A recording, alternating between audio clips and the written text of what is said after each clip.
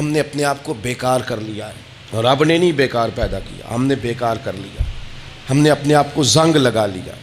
ملت کا وہ جوان جس کو چاہیے تھا کہ وہ خاندان کے 20 50 60 لوگوں کو لے کر چلتا، کفالت کرتا، نمائندگی کرتا، آگے بڑھ کے کہتا میں ہوں نا، گھبرانا نہ.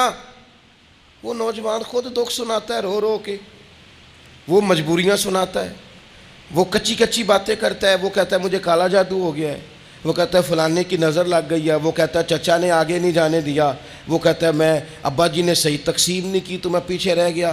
اتنی کمزور بات کرے گا. اور وہ مسلمان اپنی صلاحیت کو پہچانے. حضرت سعدی شیرازی کے پاس ایک شخص نے بیٹھ کے اپنے دوستوں کی غلطیاں گنوانی شروع کر دی. ان میں یہ بھی غلطی ہے، یہ بھی غلطی ہے، یہ بھی غلطی ہے، یہ بھی غلطی ہے، یہ بھی غلطی ہے. تو حضرت سعدی ہنس پڑے، فرمانے لگے اور یاد رکھ تیرے سجن بڑے ہی برے ہیں، اور پانی بڑا بھی گندا ہو نا تو آگ بجھانے کے کام پھر بھی آ جایا کرتا ہے. کوئی تو خوبی ان میں تلاش کر لینا.